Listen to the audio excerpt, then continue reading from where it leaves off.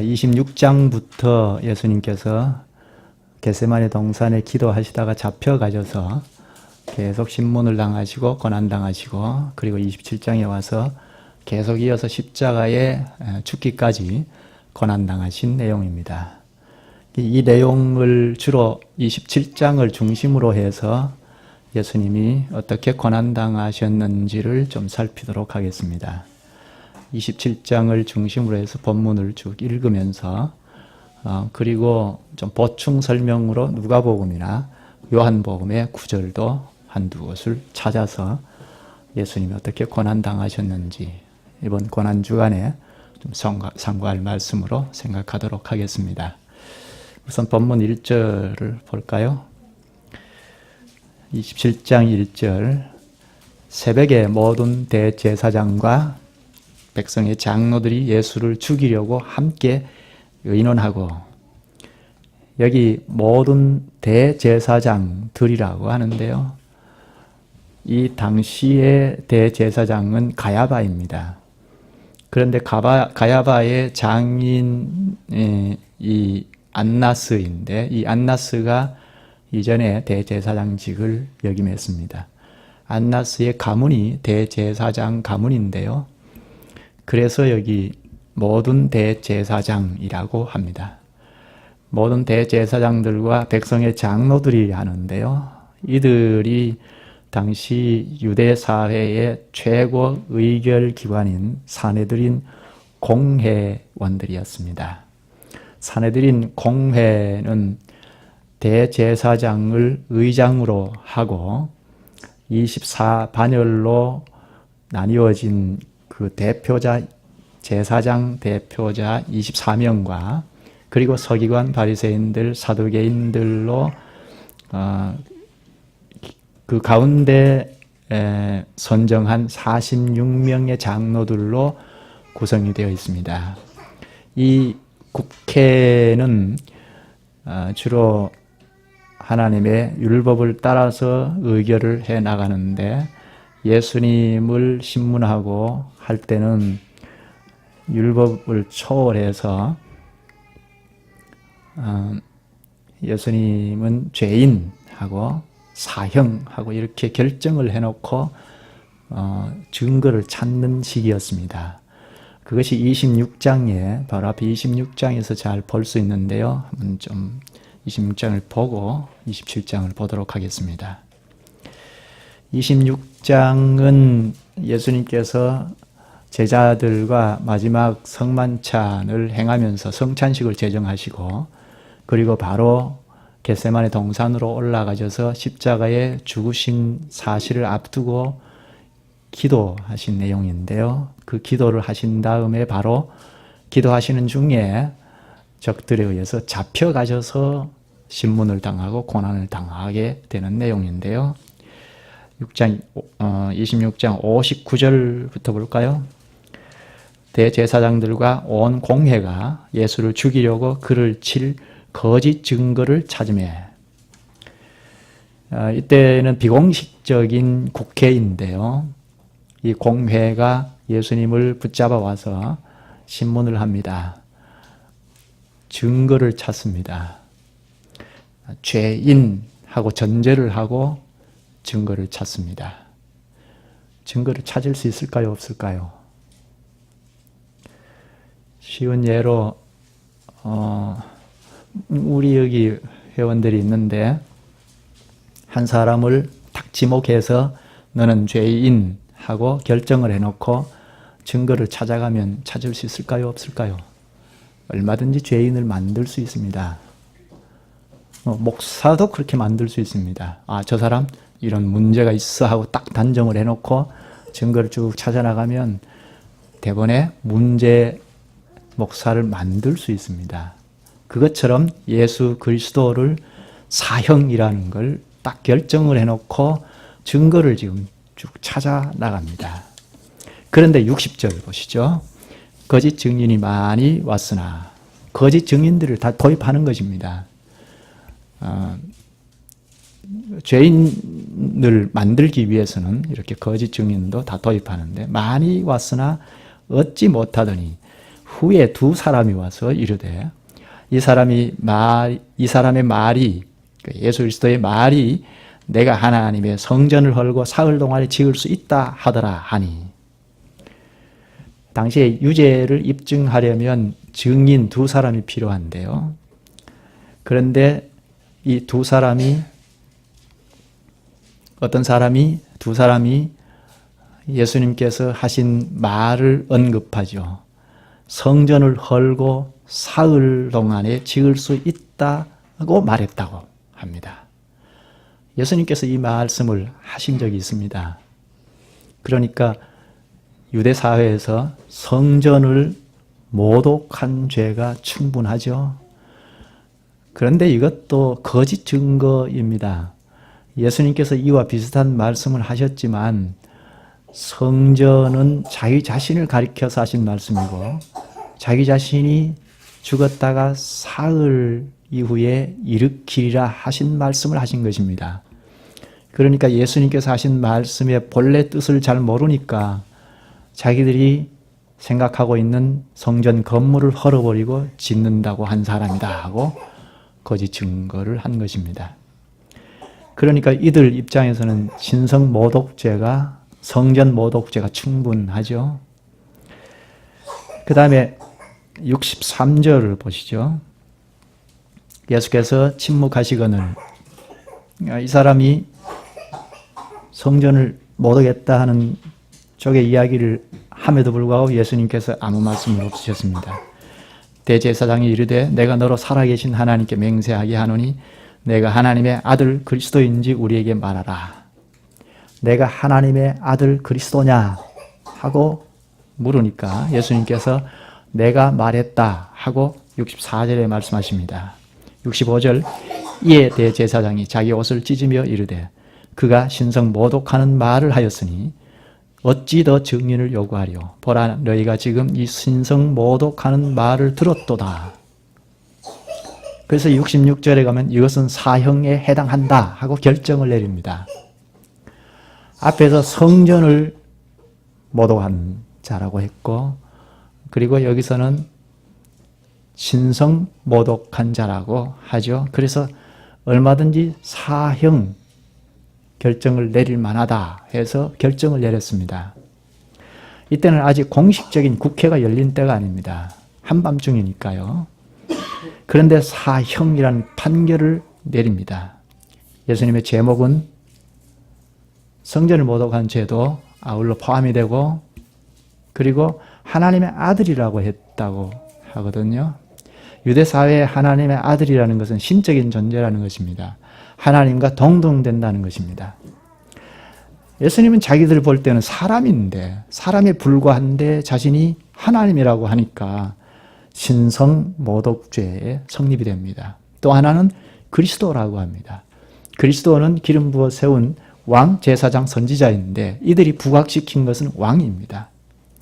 당시에 왕은 로마 제국 휘하에 있었기 때문에 로마 황제만 왕이었는데 예수 그리스도를 왕으로 부각시킵니다. 그 이유가 있습니다. 무엇보다 유대 사회에서 사형 언도를 낼 만한 죄는 하나님의 아들이라고 했다는 것이고 그리고 로마 정부의 관계에서는 그리스도라 왕이라고 했다는 이것을 부각시켰습니다. 이렇게 모두가 다 사형을 받아야 한다 하고 판결을 내리는데 그러나 예수님은 아무런 대항이 없습니다. 그것이 불법이라든지 억울하다든지 하는 맞대응을 하지 않습니다. 좀 정당방위로 맞대응을 하면 좀 상황이 바꿔질 수도 있는데 예수 그리스도께서는 아무런 대응을 하지 않습니다. 67절 이에 예수의 얼굴에 침을 뱉으며 주먹으로 치고 어떤 사람은 손바닥으로 때리며 이르되 그리스도야 우리에게 선지자 노릇하라 너를 친 자가 누구냐 하더라. 거룩한 직분을 막 조롱합니다. 비웃거나 깔보고 때리고 놀리고 합니다. 사람이 가만히 있으면 사형 판결을 내렸으니까 뭐 됐지 않습니까? 그런데 가만히 있으니까 더 괘씸한 겁니다. 그래서 이렇게 조롱을 합니다. 하나님의 복음을 전하는 예수님께 침을 뱉으며 조롱합니다. 우리가 생각할 때 얼른 생각하면 예수님은 하나님의 능력을 가지신 분이고 하나님이신데 왜 이렇게 당하고만 계시는가 할 만하지 않습니까? 거기에 맞대응을 하면 얼마든지 상황이 뒤바꿔질 수가 있는데 왜 그냥 묵묵히 맞대응하지 않고 당하고만 있는가? 하나님의 능력이 그렇게 없는 것인가 할 만하지 않습니까? 그리고 27장으로 가십시다. 27장 1절에 새벽에 모든 대제사장과 백성의 장로들이 예수를 죽이려고 함께 의논하고 이제 최종 판결을 내린 것입니다. 2절에 결박하여 끌고 가서 총독 빌라도에게 넘겨주니라. 이들이 최종 판결을 내려놓고 빌라도에게 넘겨주는데요. 그것은 사형을 시키는 것은 유대 사회가 임의로 할 수가 없습니다. 당시는 유대가 로마 속국하에 있었기 때문입니다. 물론 성전을 심하게 모독한다든지 할 때는 율법에 따라서 돌로 쳐서 죽일 수 있습니다. 그것조차도 임의로 할 수 없고 로마 당국의 허가를 받아야 할 수가 있습니다. 그래서 로마 법정에 세우려고 예수님을 총독에게 넘겨줍니다. 당시 유대를 관할하던 총독 빌라도에게 끌고 가서 넘겨줍니다. 빌라도는 당시에 로마에서 파견된 총독인데 유대 지역을 관할하고 다스리고 있었습니다. 그래서 빌라도 총독에게 넘겨주었습니다. 이 점은 누가복음에서 좀 더 잘 드러나는데요. 얼른 찾아볼까요? 누가복음 23장입니다. 누가복음 23장 1절에 보면 무리가 다 일어나 예수를 빌라도에게 끌고 갔다고 하고 그리고 2절에는 빌라도에게 고발을 하는데 왕이라는 것을 부각시켜서 고발을 합니다.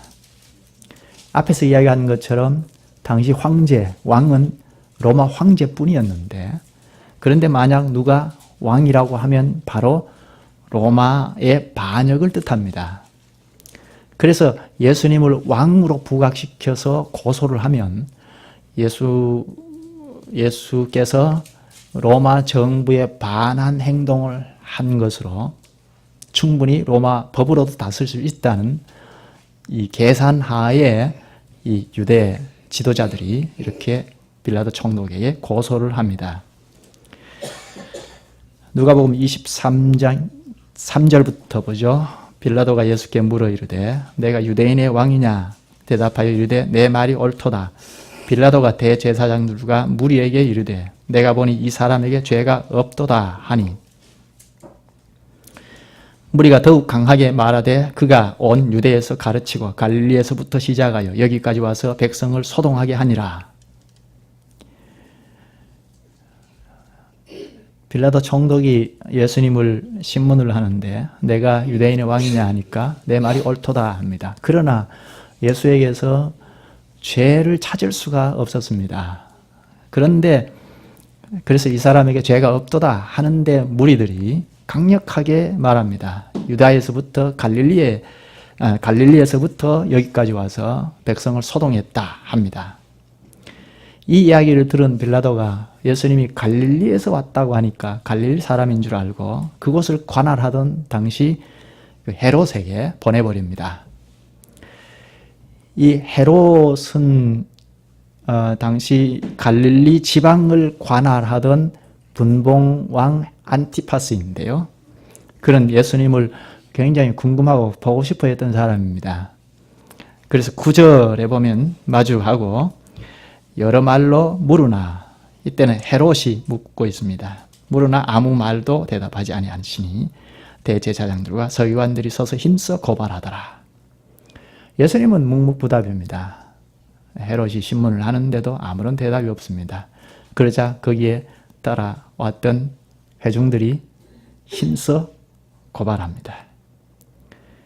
예수님은 말이 없고 그리고 군중들은 힘써 고발을 하고 하는 이 상황이 언짢았던지 이 헤롯은 예수님을 조롱하기 시작합니다. 11절, 12절 헤롯이 그 군인들과 함께 예수를 업신여기며 희롱하고 빛난 옷을 입혀 빌라도에게 도로 보내니.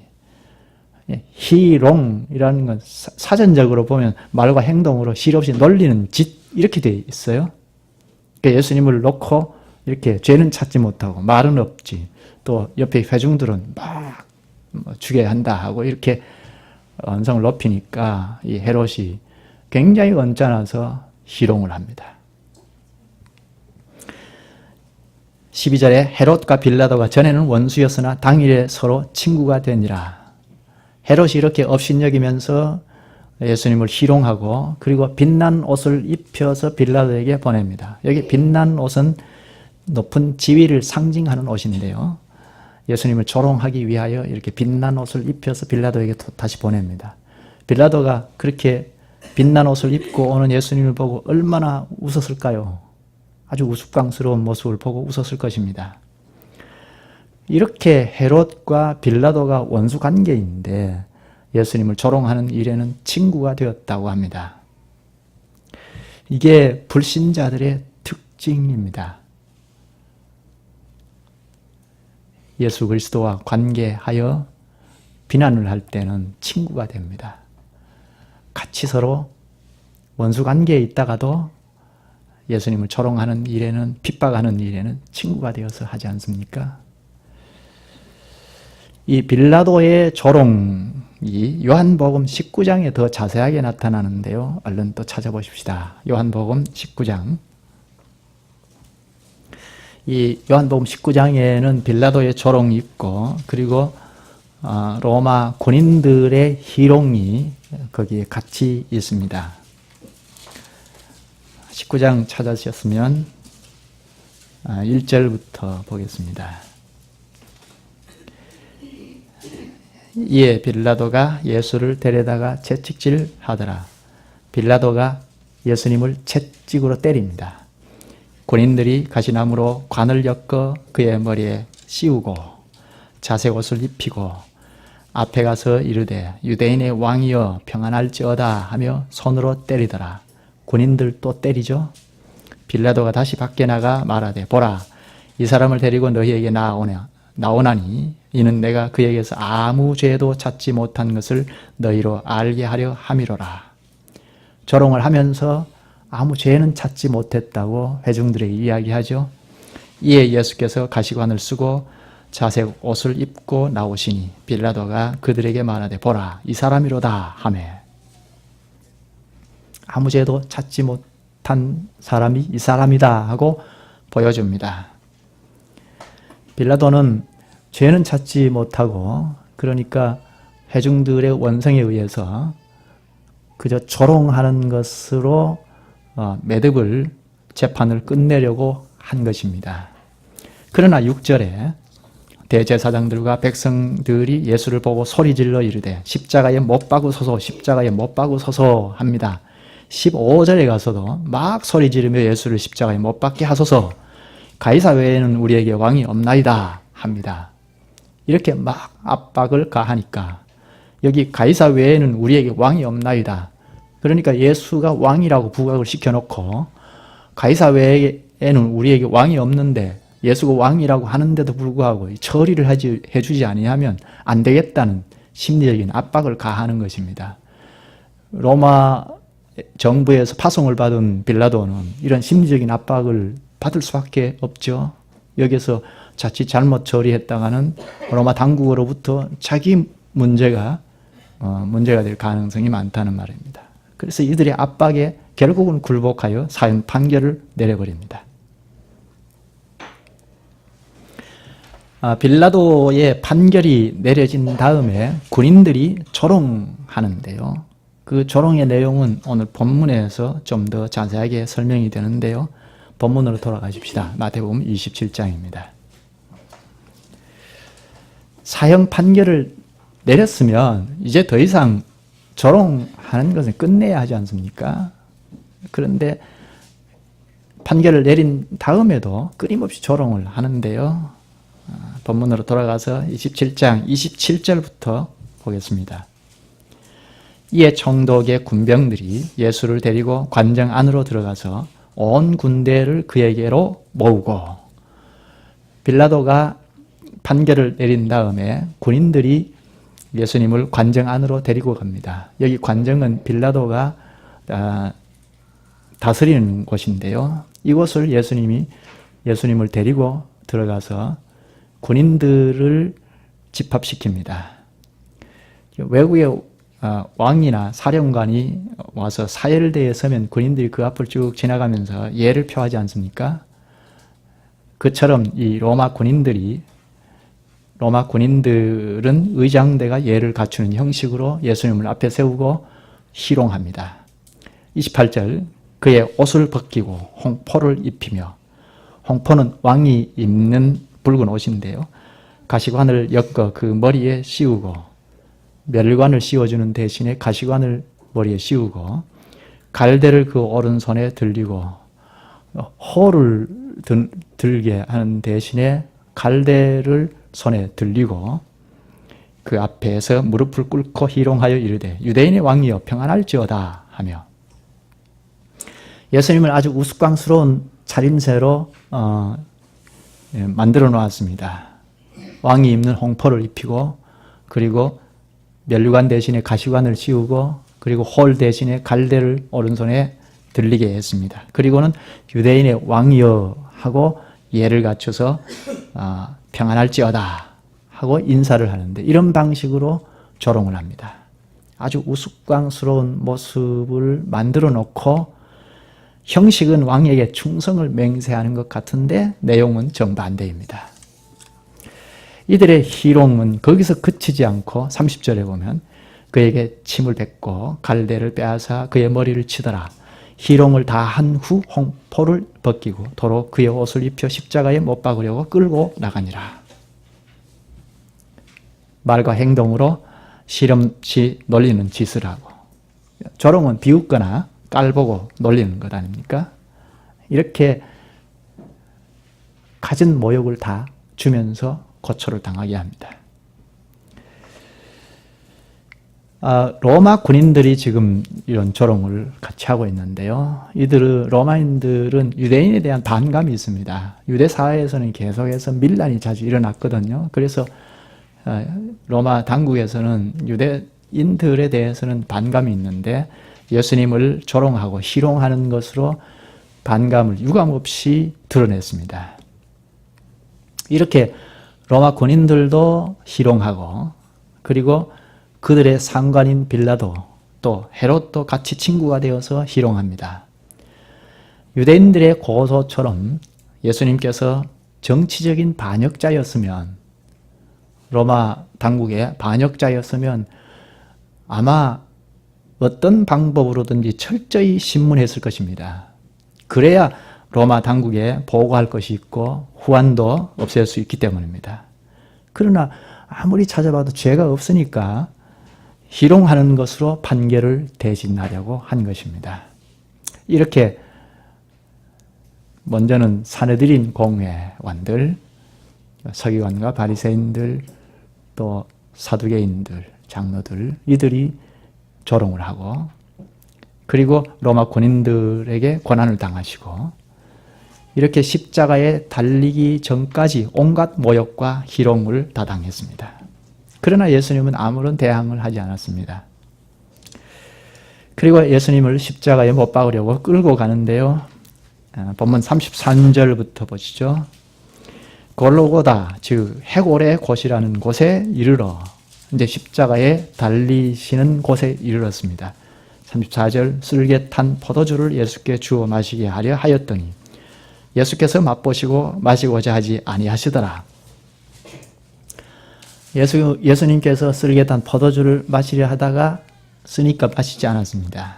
이것은 쓸개 탄 포도주는 진통 효과가 있답니다. 그런데 예수님께서 맛을 보시고 마시지 않으신 것은 십자가의 고통을 다 받겠다는 뜻입니다. 또 하나 이 쓸개 탄 포도주는 조롱의 의미도 있습니다. 여기 34절의 이 말씀은 시편 69편의 말씀의 성취입니다. 잠깐 찾아볼까요? 시편 69편입니다. 시편은 우리가 시편 1편을 배우면서 생각한 것인데요. 예, 악인과 의인 이렇게 딱 나누어서 두 부류로 나누어 놓고 쭉 시를 지어 나간 내용들인데요. 이 69편도 마찬가지입니다. 참된 성도, 의인이 불신자 대적들에게 조롱을 당하는 내용을 볼 수가 있는데요. 69편 찾으셨으면 21절을 보겠습니다.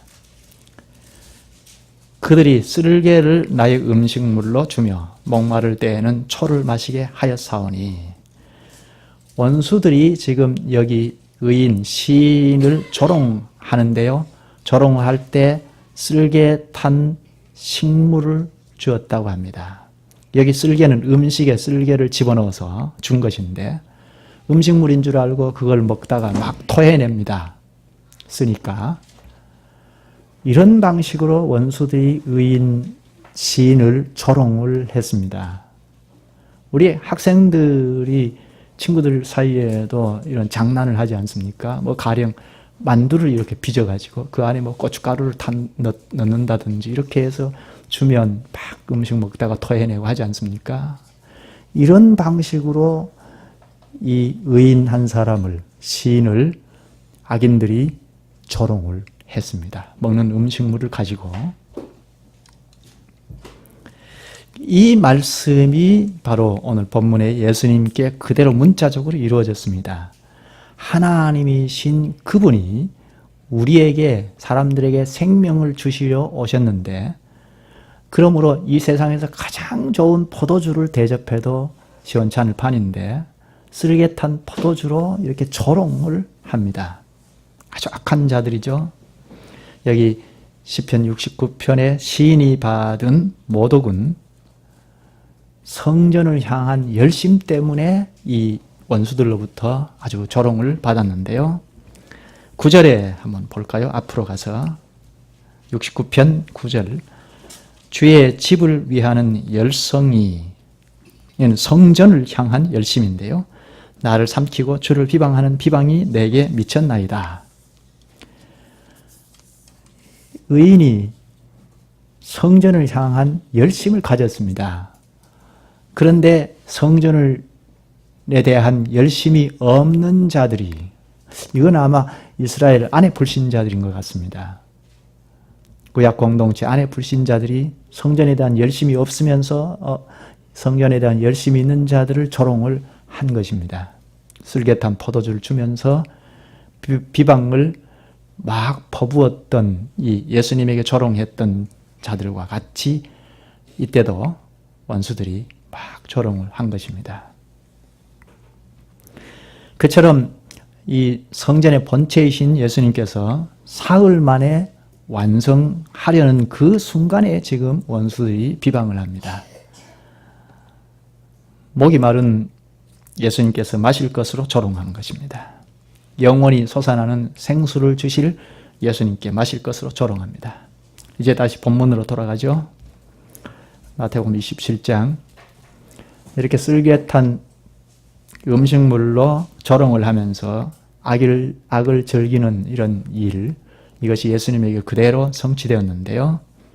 그뿐만 아니라 35절에 그들이 예수를 십자가에 못 박은 후에 그 옷을 제비 뽑아 나누고, 이제 십자가에 못 박은 다음에 그 십자가를 지키는 군병들이 어떻게 합니까? 예수님을 십자가에 못 박은 이후에 옷을 제비 뽑아 나눕니다. 겉옷을 4조각으로 쭉쭉 찢어서 나누어 갖고 속옷은 제비 뽑기를 해서 한 사람이 갔습니다. 이게 꼭 아이들이 장난하는 거하고 비슷하죠. 십자가를 지키면서 지루함을 달래기 위하여 자기들끼리 이렇게 예수님의 겉옷과 속옷을 벗겨놓고 쭉쭉 찢으면서 제비 뽑기 놀이를 하고 있습니다. 이렇게 예수님을 조롱하고 있습니다. 겉옷과 속옷이 벗긴 채 십자가에 달렸으니 얼마나 큰 수치를 느끼겠습니까? 그런데 그 수치를 주어가면서 그것을 즐기고 있습니다. 얼마나 악한 자들입니까? 악을 즐기는 자들입니다. 그런데 이런 조롱도 시편 22편에 예고된 말씀인데요. 22편 18절을 읽어보면 내 겉옷을 나누며 속옷을 제비 뽑나이다 합니다. 이 예언대로 조롱하면서 예수님은 옷으로 제비 뽑기 놀이를 하고 있습니다. 본문 37절, 그 머리 위에 이는 유대인의 왕 예수라 쓴 죄패를 붙였더라. 십자가 형벌을 지금 내리얹는데 십자가에 달려있는 예수님의 머리 위에 죄패를 붙였습니다. 유대인의 왕 예수라는 패를 붙였습니다. 왕이면 왕의 자리에 올라앉아서 통치를 해야 하지 않습니까? 그런데 지금 예수님은 가장 비참한 죽음의 형벌을 받으시고 계십니다. 유대인의 왕이라는 이 패는 예수님을 조롱하는 패입니다. 자기 백성을 죄에서 구원하시기 위하여 예수님은 왕으로 십자가를 지셨습니다. 그런데 사람들은 그 사실을 잘 알지 못하고 유대인의 왕이라고 붙여놓고 모욕을 주고 있습니다. 그뿐입니까? 예수님께서 십자가에 달려있을 때 지나가던 사람들도 모욕합니다. 39절을 보면 지나가는 자들은 자기 머리를 흔들며 예수를 모욕하고 40절에는 이르되 성전을 헐고 사흘에 짓는 자여, 성전을 헐고 사흘에 짓는 자여 하면서 모독합니다. 내가 만일 하나님의 아들이거든 자기를 구원하고 십자가에서 내려오라, 이렇게 모욕합니다. 십자가를 통하여 참된 성전을 건축하시는 분 아닙니까? 예수님이 자기가 성전이신데 십자가에 죽으시고 참된 성전, 부활의 몸체를 입으시고 자신에게 택한 자들을 다 접붙여 주셔서 참된 성전을 건축해 가시는 분 아닙니까? 지금 십자가에 짊어지시면서 그 성전을 지어 나가시고 계십니다. 그런데 그 사실을 모르고 성전을 헐고 사흘에 짓는 자여 하면서 조롱합니다. 지나가는 사람들이 이 말을 보면 내가 만일 하나님의 아들이거든 십자가에서 내려오라 하고 조롱하거든요. 내가 만일 하나님의 아들이거든, 이 말이 어디에서 듣던 이야기입니까? 내가 하나님의 아들이거든, 이 말은 마귀가 예수님을 시험할 때 한 말입니다. 마태복음 4장인데요. 마태복음 4장 3절에 보면 시험하는 마귀가 예수께 나와서 이르되 내가 만일 하나님의 아들이거든 명하여 이 돌들로 떡덩이가 되게 하라. 6절에도 내가 만일 하나님의 아들이거든 뛰어내리라. 이렇게 마귀가 반복했던 말을 지금 십자가에 달리신 예수님을 보고 지나가던 사람들이 되뇌입니다. 마귀가 한 말을 따라서 합니다. 이것은 조롱을 넘어서는 겁니다. 그것을 잘 몰라서 하는 정도가 아닙니다. 어둠의 권세인 마귀의 그런 노릇을 지금 하고 있는 것입니다. 자기도 모르게 마귀의 그런 노릇을 하고 있습니다. 이제 이렇게 말할 수 없는 조롱과 마귀의 시험이 있었지만 예수님은 묵묵히 하나님을 신뢰하면서 십자가의 길을 가십니다. 조롱과 시험을 통과하여 새로운 성전을 지어 나가시는 일을 하십니다. 만약에 지나가던 사람들이 아무 말도 하지 않고 지나갔으면 어떻게 되었을까요? 예수님께서 성전을 세우신 뜻을 우리는 잘 몰랐을 수도 있습니다. 그런데 성전을 헐고 사흘에 짓는 자요 하고 지나갔기 때문에 오늘 우리는 이 말 뜻을 잘 알고 과연 예수 그리스도께서 새로운 성전을 지으신 분이다 하는 것을 믿을 수 있게 됩니다. 아, 예수님은 과연 사흘 만에 새로운 성전을 완성하셨다 하는 것을 알 수 있게 됩니다. 또 여기 내가 하나님의 아들이거든 하는 이 말이 마귀의 말이기는 하지만 예수님께서는 십자가에 짊어지심으로 하나님의 아들임을 나타내 보이셨습니다. 온천에 증명하셨습니다. 이처럼 조롱과 비방과 마귀의 공격에서 하나님의 약속이 이루어지는 것을 봅니다. 참으로 십자가는 신비합니다. 시간이 좀 많이 지났는데요. 오늘 다 하고자 생각했는데 좀 나머지는 이번이 축환한 주간이니까 수요일 날 좀 더 하도록 하겠습니다. 나머지는 수요일 날 할 텐데요. 마태복음 27장을 좀 더 여러분들 읽고 수요일 날 오시면 좋겠습니다. 예수라는 한 사람 의인을 놓고 너도 나도 다 조롱을 하는 것을 잠깐 생각했습니다. 사내들인 국회를 이루고 있는 국회의원들, 서기관, 바리새인들, 사두개인들, 이 장로들이 예수님을 조롱할 뿐만 아니라 또 로마에 속해 있는 빌라도나 헤롯, 군인들까지 조롱합니다. 심지어 지나가는 강아지도 짖는다고 지나가는 사람들조차도 십자가에 달린 예수를 조롱합니다. 사람이 어떤 상황이 만들어지면 이게 옳은 일인지 그런 일인지 모르고 그 군중 심리에 의해서 이렇게 막 악의 세력에 파묻혀서 죄를 짓는 것입니다. 의인 한 사람 예수 그리스도를 놓고 이렇게 막 조롱하는 대열에 지금 다 속해 있습니다. 그러나 예수님은 그런 조롱을 한 몸에 다 받으시면서 새로운 성전을 이루셨고 하나님 나라를 다 이루셨습니다. 이게 십자가의 신비입니다. 예수님의 뒤를 따르는 오늘 우리는 어떻습니까? 혹시 이렇게 지나가는 사람들까지도 조롱하는 이런 대열에 섞여 있지는 않습니까? 예수 그리스도를 따르는 자는 십자가의 신비를 깨닫게 됩니다. 많은 조롱을 한 몸에 다 받으시면서도 맞대응하지 않고 그 십자가에 짊어지시면서 새로운 성전을 이루셨고 하나님 나라를 다 이루셨습니다. 주님의 뒤를 따르는 자는 이런 십자가의 신비를 보게 됩니다. 예수 그리스도께서 십자가를 짊어지시면서 성전을 다 이루시고 하나님 나라를 다 이루셨으면 그것으로 족하지 않습니까? 그리스도를 따르면서 천국을 다 이루셨고 성전을 다 이루셨는데 그 밖에 우리가 무엇을 기대하겠습니까? 기대할 이유가 있겠습니까? 천국과 성전이면 다 되지 않습니까? 여기까지 하겠습니다. 기도하시죠. 자비하신 주님, 주님께서 걸어가신 십자가의 길을 쫓는 저희는 오늘도 주님의 고난을 살피면서 주님의 음성을 들어사옵니다. 당시에 주님의 고난을 몸으로 막으면서 기도해야 할 대제사장이나 서기관, 바리새인들, 장로들이 도리어 앞장서서 주님께 온갖 모욕과 수치를 다 주면서 자기 기득권을 지키고자 악행하는 것을 보면서 그럼에도 우리 주님은 묵묵히 십자가의 길을 가심으로 오늘 저희가 이렇게 자유의 몸으로 주님의 몸을 이루어서 구원을 확신하며 살아갈 수 있게 되었사옵니다. 주님 감사옵나이다.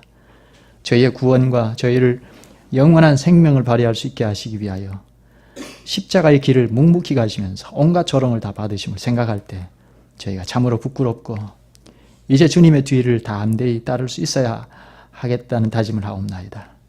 사람 생각에 휘둘리지 아니하고 주님께서 가르쳐 주신 말씀을 따라서 순종하면서 십자가에서 이루신 신비한 일을 저희 가운데서 다 이룰 수 있기를 원하옵나이다.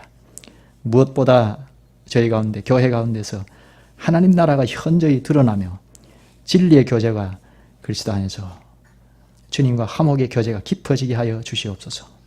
저희도 자칫하면 지나가는 사람들과 같이 주님을 비난하는 자리에 떨어질 수 있음을 깊이 인식하며 온갖 고난을 받으면서도 십자가를 지신 주님의 그 은혜로 저희가 주님의 발자취를 쫓아서 갈 수 있게 된 사실을 명심하게 하여 주시옵소서. 예수님 이름으로 기도하옵나이다. 아멘.